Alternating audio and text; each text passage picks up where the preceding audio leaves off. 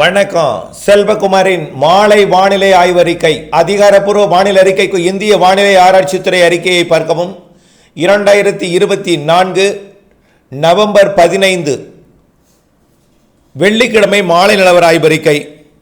இன்றைய அறிக்கையில் கடந்த 24 மணி நேர மழைப்பொழிவில் அதிகபட்ச மழைப்பொழிவு ஒரு சில இடங்கள் காலை கிடைக்கப்பெறவில்லை. இதில் அதிகபட்சமாக திருநெல்வேலி மாவட்டம் ஊத்து, திருநெல்வேலி மாவட்டம் நாலுமுக்கு 10 சென்டிமீட்டர், திருநெல்வேலி மாவட்டம் காக்காட்சி 9 சென்டிமீட்டர், கடலூர் மாவட்டம் வடக்குத்து மற்றும் திருநெல்வேலி மாவட்டம் மாஞ்சோலை 8 சென்டிமீட்டர், கன்னியாகுமரி மாவட்டம் நெய்யூர் AWS மற்றும் மயிலாடுதுறை மாவட்டம் கொள்ளிடம் 7 சென்டிமீட்டர், திருவள்ளூர் மாவட்டம் கும்மிடிப்பூண்டி, தூத்துக்குடி மாவட்டம் திருச்செந்தூர், கடலூர் மாவட்டம் மாவட்ட ஆட்சித்தலைவர் அலுவலகம் தலா 6 சென்டிமீட்டர், சென்னை மணலி, தூத்துக்குடி மாவட்டம் குலசேகரப்பட்டினம், நாகப்பட்டினம் மாவட்டம் நாகப்பட்டினம், விழுப்புரம் மாவட்டம் விழுப்புரம், புதுக்கோட்டை மாவட்டம் கந்தர்வக்கோட்டை, கன்னியாகுமரி மாவட்டம் சிற்றார் 1, காரைக்கால் மற்றும் சென்னை பெரம்பூர், புதுச்சேரி பாகூர் மற்றும் சென்னை கத்திவாக்கம், கடலூர் மாவட்டம் தலைநகர் கடலூர் தலா 5 சென்டிமீட்டர், நாகப்பட்டினம் மாவட்டம் தலைஞாயிறு மற்றும் சென்னை தண்டையார்பேட்டை, குடிதாங்கி நிறைய இடங்களில் மழைப்பொழிவு 4 சென்டிமீட்டரில் இருக்கிறது.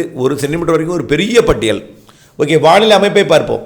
ஏற்கனவே கரை கடந்து மன்னிக்கவும் கரையை நெருங்கி மன்னார் வளைகுடாவில் அருகே நீடித்து கொண்டிருந்த காற்று சுழற்சி இப்பொழுது குமரிக்கடல் பகுதியில் நீடித்து கொண்டிருக்கிறது. குமரிக்கடல் என்று சொல்வதை விட இலங்கையை ஒட்டிய குமரிக்கடல் பகுதின்னு சொல்லலாம். அடுத்தபடியாக ஏற்கனவே எதிர்பார்க்கப்பட்ட காற்று சுழற்சி இன்றைக்கு காலை டெல்டா மாவட்டங்களுக்கு அருகே நெருங்கி, ஆனால் கரையை மிகவும் நெருங்காமல் வட இலங்கை வழியாக அது இலங்கை மீது அமைந்திருக்கிறது. 2 தனித்தனி சுழற்சியாக, ஒரு சுழற்சி இலங்கை மீதும் ஒரு சுழற்சி இலங்கையோட தென்மேற்கு பகுதியில் குமரிக்கடல் பகுதியில் நீடித்து இணைப்பால் இணைக்கப்பட்டிருக்கிறது. 2 சுழற்சி ஒன்றாக இணைந்து கொண்டிருக்கிறது. இப்போ இது அப்படியே அரபிக்கடல் நோக்கி குமரிக்கடல் வழியாக பயணிக்கும் என்று எதிர்பார்க்கப்படுகிறது. இது குமரிக்கடல் நோக்கி போகும்போது தான் தென் மாவட்டங்களுக்கு மழைப்பொழிவு தொடங்கும். அது வரைக்கும் தென் மாவட்டங்கள் சரியாக இல்லை. காற்று அதாவது நாலுமுக்கு ஊத்து போன்ற மேற்கு தொடர்ச்சி மலைப்பகுதிகளிலையும் ஆங்காங்கே மழை பொழிவை தவிர உள் மாவட்டங்கள் இன்னும் வட மாவட்டங்கள்லேயே மழைப்பொழிவு தொடர்ந்து கொண்டிருக்கிறது. அப்படி இருந்தும் கூட இன்றைக்கு தாராபுரம் வரைக்கும் எட்டிய மழை குடிமங்கலம் சுற்றுவட்டார பகுதிக்கு இன்னும் எட்டவில்லை என்பது எட்டவில்லை என்று தெரிகிறது. இருந்தாலும் துளியும் கவலைப்பட வேண்டாம். இன்றையிலிருந்து மழைப்பொழிவு எப்படி இருக்கும் என்பதை பார்ப்போம். தற்பொழுது டெல்டா மாவட்டங்களில், அதாவது தெற்கு டெல்டா பகுதிகளில் நுழைய போகிற, அதாவது கடலூரிலிருந்து கடலூர், புதுச்சேரி மற்றும் மயிலாடுதுறை மாவட்டங்களில் மழை தொடர்ந்து கொண்டிருக்கிறது. காலையிலிருந்து இருந்து கொண்டு தான் இருக்கிறது. இப்பொழுதும் தொடர்ந்து கொண்டிருக்கிறது. தற்பொழுது கடலூர் மாவட்டத்திலையும் மயிலாடுதுறை மாவட்டத்திலையும் தொடர்ந்து கொண்டிருக்கிறது. நாகப்பட்டினம் மாவட்டத்திற்கு மழை வந்து கொண்டிருக்கிறது கடற்பகுதியிலிருந்து. ஆக இன்றைக்கு இரவு கண்டிப்பாக மழை இருக்கும். விடிய விடிய மழைக்கு வாய்ப்பு இருக்கிறது. தமிழ்நாட்டிலே கடலோர மாவட்டங்களில் விடிய விடிய மழை இருக்கிறது. காரணம், எப்பொழுதுமே வெறும் குளிர்காற்று மட்டும் வரும். இன்றைக்கு குளிர்காற்று அல்ல, நீராவி காற்றும் கிடைக்கிறது. ஒற்றை குளிர்காற்று மட்டும் இருந்தால் வெறும் குளிர் மட்டும்தான். அப்போ இரவில் மழை பொழியாது. அப்போ என்ன செய்யும்? வெறும் குளிர் மட்டும். அதிகாலை நேரத்தில் கடலோரம் தொடங்கும் மழை காலையில் தான் வரும். ஆனால் இன்றைக்கு அப்படி இல்லை. நேற்று நள்ளிரவு தொடங்கியது, இன்றைக்கு இரவே மழை பொழிவு தொடரும். அது இப்பொழுதே கடலூர் மாவட்டம், மயிலாடுதுறை மாவட்டத்தில் மழை தொடர்ந்து கொண்டிருக்கிறது. கடலோர பகுதிகளில் நாகப்பட்டினம் மாவட்டத்தில் கடலோர பகுதியை நோக்கி வந்து கொண்டிருக்கிறது. கோடியக்கரை முனையில் ஒரு மழைப்பொழிவு தொடங்க போகிறது. இப்படியே வேதாரண்யம் உள்ளிட்ட நாகப்பட்டினம் மாவட்டம், வேளாங்கண்ணி, நாகப்பட்டினம் பகுதிகளெல்லாம் தற்பொழுது கடற்பகுதியிலிருந்து மேக உருவாக்கம், இரு காற்று இணைவெல்லாம் தரைப்பகுதியை நோக்கி வந்து கொண்டிருக்கிறது. மேலும் பார்த்தீங்கன்னா இப்பொழுது தருமபுரி, கிருஷ்ணகிரி மாவட்டத்திலையும் சேலம் மாவட்டத்திலையும் மழை தொடர்கிறது. திருப்பூர் மாவட்டம் மழை பெய்து இப்பொழுது தான் அது உதகமண்டலம், கோயம்புத்தூர் வடக்கு, திருப்பூர் வடக்கு இதெல்லாம் போய் மழைப்பொழிவை கொடுத்து விட்டு நீலகிரி, கோயம்புத்தூர் வடக்கு பகுதி நோக்கி நகர்கிறது. மேலும் திண்டுக்கல் மாவட்டம் பகுதிகளிலேயே ஆங்காங்கே மழை, தாராபுரம் வரைக்கும், திருப்பூர் மாவட்டம் தாராபுரம் வரைக்கும் கூட ஆங்காங்கே மழைப்பொழிவை கொடுத்துருக்கு. கொஞ்சம் வீக்காக இருக்குது இப்போது. ஏன்னா உள்ளே இருக்கக்கூடிய மழை கொஞ்சம் தீவிரம் குறைந்து இன்னும் நள்ளிரவுக்கு பின் அதிகாலையில் கடலோர பகுதிகளிலிருந்து தான் மீண்டும் நாளைக்கு போகும்.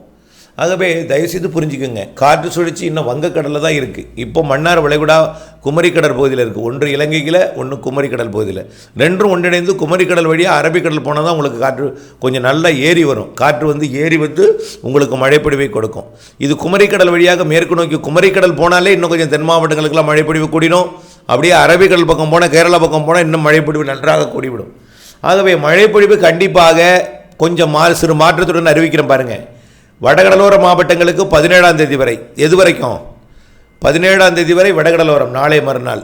18ஆம் தேதி பார்த்திங்கன்னா கடலூர் வரைக்குமே 18ஆம் தேதிக்கு வாய்ப்பு இருக்குது. கடலூர் வரைக்குமே 18ஆம் தேதிக்கு வாய்ப்பு இருக்குது. கடலூர் மற்றும் சேலம், ஈரோடு வரைக்குமே 18ஆம் தேதி வாய்ப்பு இருக்குது. அதாவது திருவள்ளூர் வரைக்கும் 17ஆம் தேதி, கடலூருக்கு வடக்கே இருக்காது, கடலூருக்கு தெற்கே மற்றும் சேலத்துக்கு தெற்கே, ஈரோடுக்கு தெற்கே 17ஆம் தேதி, கடலூருக்கு வடக்கே வரைக்கும், அதாவது ஆந்திர எல்லையோரம் வரைக்கும் 17ஆம் தேதி, கடலூர் மற்றும் சேலம் மற்றும் ஈரோடு நீலகிரி மாவட்டத்துக்கு தெற்கே 18ஆம் தேதியும் தொடரும்.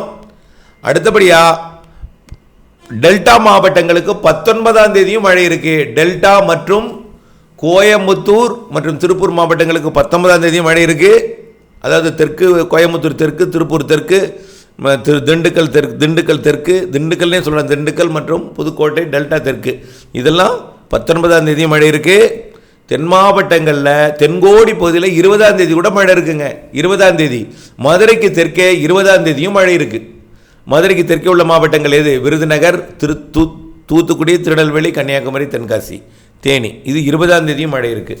ஆக மழைப்பொழிவு 19, 20 பெரும்பாலும் வடக்கே மட்டும்தான் இடைவெளி. அதாவது வடகடலோர மாவட்டங்கள் மற்றும் வடவுள் மாவட்டங்களுக்கு 17லிருந்து இடைவெளி, கடலூருக்கு வடக்கே 18லிருந்து இடைவெளி, டெல்டாவிற்கு வடக்கே 19லிருந்து இடைவெளி, அடுத்து மதுரைக்கு வடக்கே 20லிருந்து இடைவெளி. 20லிருந்து இடைவெளின்னு சொல்ல முடியாது, 20 ஒரு நாள் இடைவெளி. 21ஆம் தேதி மீண்டும் கடலோரம் அடுத்த காற்று சுழற்சி காரணமாக கடல் ஓரம் 20ஆம் தேதியில் 21ஆம் தேதி 20ஆம் தேதி தென் மாவட்டங்களுக்கு மழை இருக்கும். ஒரு நாள் தாமதமாக தான் விலகுது. 20ஆம் தேதி தென்கோடி மாவட்டங்களுக்கு இருக்கும். 21ஆம் தேதி அடுத்த காற்று சுழற்சி எதிர்பார்க்கப்பட்ட நிலையில் 21ஆம் தேதி தான் இடைவெளி ஒட்டுமொத்தம். ஆக தென்கோடி மாவட்டத்துக்கும் இடைவெளினா 21. அப்போ கன்னியாகுமரிக்கு இடைவெளி 21, மதுரைக்கு வடக்கே என்ன அடுத்தடுத்த ஒரு நாள் கூடும். 17 கடலூருக்கு வடக்கே 17 இருக்காது, 17 மட்டும், 18 கடலூருக்கு வடக்கே இருக்காது, டெல்டாவிற்கு வடக்கே 19 இருக்காது. 20ஆம் தேதி தென்கோடியிலையும் இருக்கும் என்பதுதான் இப்போது வானிலை ஆய்வறிக்கை. அடுத்தபடியாக பார்த்தீங்கன்னா அடுத்த காற்று சுழற்சி 21ஆம் தேதி வரும்னு நம்ம எதிர்பார்த்தோம். இப்போ 22ஆம் தேதி தான் வருது. அது எந்த காற்று சுழற்சினா குமரிக்கடல் பகுதியில் வரக்கூடிய காற்று சுழற்சி 22, 23, 24, 22, 23, 24ஆம் தேதி. ஏற்கனவே நாம் 21, 22, 23 சொல்லியிருந்தோம். இப்போ 21, 22, 23ங்கிறது 22, 23, 24ஆக மாறி இருக்கிறது. காரணம் ஏற்கனவே 19ஆம் தேதி விலகும்னு எதிர்பார்க்கப்பட்ட மழை 20ஆம் தேதி வரை தென்கோடி மாவட்டத்தில் தொடர்கிற காரணத்தினால 18ஆம் தேதி விலகுன்னு பார்த்தோம், 19ஆம் தேதி விலகுன்னு பார்த்தோம். இப்போ 20ஆம் தேதி தென்கோடியில் விலகிற காரணத்தினால ஒரு நாள் தாமதம். அப்போ 22, 23, 24 அடுத்த காற்று சுழற்சி ஒட்டுமொத்த தமிழ்நாட்டின் கடல் ஓரம், அதாவது சென்னையிலேருந்து கன்னியாகுமரி வரைக்கும் கடல் ஓரத்துலையும் டெல்டாவிலையும் தென் மாவட்டங்களின் உள்பகுதியில் கூட தென் மாவட்ட மேற்கு தொடர்ச்சி மலையிலையும் 22, 23, 24 மழை இருக்கும். ஆனால் மழை பெருமழை அல்ல, ஒரு வலிமையான சுழற்சி இல்லை. வடகிழக்கு காற்றை ஈர்க்கும், அது கிழக்கு காற்றை சந்திப்பை ஏற்படுத்துறதுக்கு சாதகம் இருக்காது. ஏன்னா கடலில் ஏற்கனவே ஒரு நிகழ்வு உருவாக போகுது. அதனால் வெப்பத்தால் லேசாக்கி மேலெழுந்து அது குளிர்காற்றோடு இணைந்து தான் மழை பொழிவை கடலோர பகுதிகளில் கொடுக்கும். 22, 23, 24ஆம் தேதி. அடுத்தது 22ஆம் தேதி 23ஆம் தேதி வாக்கில் சுமத்ரா தீவருகே உருவாகக்கூடிய வலிமையான நிகழ்வு, 22ஆம் தேதி உருவாக போகிற நிகழ்வு மிக மெல்ல இலங்கைக்கு நெருக்கமாக வந்து 25ஆம் தேதி காற்றழுத்த தாழ்வு பகுதியாக உருவெடுக்கும். 25 தான் காற்றழுத்த தாழ்வு பகுதி, 26 நன்கமைந்த காற்றழுத்த தாழ்வு பகுதி, 27 காற்றழுத்த தாழ்வு மண்டலம், 27ஆம் தேதியே அது புயலாக உருவெடுக்கலாம் அல்லது ஆழ்ந்த காற்றழுத்த தாழ்வு மண்டலமாக தமிழ்நாட்டின் கரையை கடக்க மிக நெருக்கமாக வந்து கடக்கவோ அல்லது மிக நெருக்கமாக வந்து பாதி ஏறி பாதி ஏறாமல் விலகி செல்லவோ வாய்ப்பு இருக்குது. இப்படித்தான் வாய்ப்பு இருக்குது. கடப்பதற்கு 50% வாய்ப்பு, கடக்காமல் பாதி ஏறி பாதி ஏறாமல் அப்படியே விலகி செல்லவும் 50% வாய்ப்பு இருக்குது. ஆனால் ஒட்டுமொத்தமாக கரையை தொடாமையே போயிடாதுங்க. கரையை தொடாமல் அப்படியே போய்விடாது. காரணம், இந்த நிகழ்வு இலங்கைக்கு அருகே உருவாக போகிறது. தமிழ்நாடு தொட்டு அப்படித்தான் விலகு போகும், அல்லது தமிழ்நாடு கரை கடந்து தான் போகும். சரி, தொட்டால் எப்படி சார் மழை பெய்யும் அப்படின்னு பார்த்து கேட்கலாம் உங்கள் மனதில். ஆக மழை பொழிவு தொட்டால் எப்படி, அது வந்து நிகழ்வு எப்படி தொட்டால் மழை பொழியும் ஆகவே அப்படின்னு கேட்கலாம். கண்டிப்பாக அந்த நிகழ்வு வலிமையான நிகழ்வாகும். அது என்ன ஆகும்னா அதோட சுழற்சி விட்டம் எல்லாமே அதிகமாக இருக்கும். இலங்கை நெருங்கும் போதே கன்னியாகுமரி மழை தொடங்கினோம், கன்னியாகுமரி மதுரை எல்லாம். அது டெல்டா நெருங்கும் போது கோயம்புத்தூர் பெங்களூர் வரைக்கும் மழை பெய்ய தொடங்கினோம். ஆக அப்படியே சென்னை போகும்பொழுது எல்லா மாவட்டங்களுக்கும் சென்னை போனாலும் சரி, அல்ல அதற்கு முன் கடலூரில் கடந்தாலும் சரி, டெல்டாவில் கடப்பதற்கே அதிக வாய்ப்பு. டெல்டாவில் கடக்கப் போகிறது என்ற அச்சமோ பீதியோ அதை கொள்ள வேண்டாம். கண்டிப்பாக டெல்டா மாவட்டங்களில் கடந்தாலும் புயல் என்ற அச்ச பீதியெல்லாம் தவிர்த்திடுங்க. அதிக மழை தரக்கூடியது. கண்டிப்பாக நிலநடுக்கோட்டு எம்ஜிஓ சாதகமாக இருக்குது. 3-4 காற்று சுழற்சிகள் தென்னரை கோளத்தில் இருந்து கொண்டு நீராவி அனுப்போம். அங்கே இருக்கும் பொழுதே நீராவி காற்றை கேட்ச் பிடிச்சிரும். அங்கிருந்தே அது எடுத்து கொண்டு வரும். சுழன்று கொண்டே ஈர்க்க தொடங்கி வரும் என்பதனால வரத்து மிக சாதகமாக இருக்கும். நீராவி காற்று கூடுதலாக கிடைத்து நிறைய மழை பொழிவை தருவதற்கு வாய்ப்பு. 25 நெருங்கும். 25 மழையை லேசாக இலங்கையில் தொடக்கும். முதல்ல 25, 26 தமிழ்நாடு கொஞ்சம் தொடக்கம். 27, 28 தான் கரை கடக்கும் போல் தெரிகிறது. 27, 28. ஆனால் அந்த நிகழ்வு 2 நாளைக்கு தொடர் மழை பொழிவை கொடுக்குங்க. அந்த நிகழ்வு மாத இறுதியில் வரக்கூடிய நிகழ்வு 2 நாள் தொடர் மழை பொழிவை, மிக கனமழை பொழிவை, அதீத கனமழை பொழிவெல்லாம் கொடுப்பதற்கு வாய்ப்பு. இப்போது வரைக்கும் எந்த மாற்றமும் தெரியல. அதுக்காக நீங்கள் பீதியோ அச்சமோ கொள்ள வேண்டாம். காற்று அச்ச வேண்டாம். எல்லோரும் கேட்பதும் ஏரிக்குளம் நிரப்புதல் அதுதானே, அது கண்டிப்பாக நிரப்பிடும். எல்லோரும் கேட்பது அதுதான். இன்னும் பல வருஷமாக டெல்டாவில் ஏரிக்குளம் நிரம்பலை, இப்படியே சரியாக மழை பெய்யவே இல்லை அப்படின்னு சொல்கிறவங்க, ஆகவே இதை கண்டு பீதி அடையக்கூடாது. மழை தானே கேட்டீங்க, கண்டிப்பாக மழை தரும். அனைத்து மாவட்டங்களுக்கும் மழை தரும். இந்த ஒரு நிகழ்வு மட்டும் இல்லைங்க. டிசம்பரில் 3ஆம் தேதி ஒரு நிகழ்வு, 7ஆம் தேதி 8ஆம் தேதி வாக்கில் ஒன்று வரும். அடுத்தது அதை 13ஆம் தேதிக்குள்ளே ஒன்று, 5ஆம் தேதி ஒன்று, டிசம்பர் 4க்குள் ஒன்று, டிசம்பர் 13க்குள் ஒன்று, அடுத்தபடியாக டிசம்பர் 14லிருந்து 24க்குள் ஒன்று, டிசம்பர் 26லேருந்து 30க்குள் ஒன்று என்ற நிகழ்வு இருக்குது. டிசம்பர் 13க்குள்ளே 3 வலிமையான நிகழ்வு. அது இந்த மாத இறுதி நிகழ்வு ஒன்று. டிசம்பர் 13க்கு முன் டிசம்பர் மாதத்தில் 2 வலிமையான நிகழ்வு இருக்குது என்பதெல்லாம் புரிந்து கொள்ள வேண்டும். ஆக மழைப்பொழிவு தற்பொழுது கடலோர மாவட்டங்களில் கொடுத்து வருவது படிப்படியாக தென் மாவட்டங்களுக்கும் மேற்கு தொடர்ச்சி மலை மாவட்டங்களுக்கும் கொடுக்கும். நாளை கண்டிப்பாக கொடுக்கும். அரபிக்கடல் நோக்கி நகர்ந்த பிறகு குமரிக்கடல் வந்த பிறகு தான் தென் மாவட்டங்களுக்கு மேற்கு தொடர்ச்சி மலைக்கெல்லாம் தீவிரமடையும் என்பதை புரிந்து கொள்ளுங்கள். நாளை அதிகாலை டெல்டா மாவட்டங்களுக்கும் தென் மாவட்டங்களுக்கும் மழை உண்டு. இப்பொழுது பெய்யும் மழை நாளை அதிகாலை காலையும் தொடர வாய்ப்பு இருக்கிறது. சனிக்கிழமை நாளை காலை அதிகாலை மழைப்பிடிவு தொடரும். இரவும் மழைப்பிடிவு உண்டு. சென்னைக்கும் உண்டு. சென்னைக்கும் 17ஆம் தேதி வரை உண்டு. புதுச்சேரிக்கு 18ஆம் தேதி வரை, டெல்டாவிற்கு 19ஆம் தேதி வரை, மதுரைக்கு தெற்கே 20ஆம் தேதி வரை. புரிஞ்சுங்களா?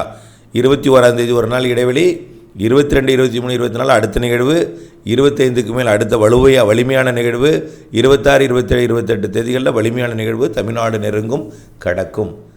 தொடர்ந்து பீதி அடையாமல் அச்சம் கொள்ளாமல் ஆய்வறிக்கையுடன் இணைந்திருந்து பார்க்க வேண்டுமே தவிர தயவுசெய்து கஜா புயலை மறந்துடுங்க. அதுக்கு இதுக்கும் தொடர்பே இருக்காது. அது வேறு இது வேறு, அந்த மாதிரி புயல்லாம் உருவாகாது. தயவு செய்து அடுத்தவங்கள்ட்ட போய் நீங்கள் எதுவும் புயல் கீழ்னு சொல்லிடாதீங்க. சொல்லும்போது சாதாரண மழை தர நிகழ்வான் புயல்னு சொன்னால் கூட மழை தரக்கூடிய புயலாம், ஒரு சின்ன புயலாம், அது மழை தான் அதிகமாக தருமா அப்படின்னு மட்டும் சொல்லுங்கள். தயவுசெய்து சொல்கிறேன். இந்த வார்த்தை மிக மிக முக்கியம். நீங்கள் யார்கிட்டையும் போய் சொன்னாலும் இப்படியே சொல்லுங்கள். இல்லாட்டி அவங்களே இந்த அறிக்கையை கேட்டுக்க சொல்லுங்கள்.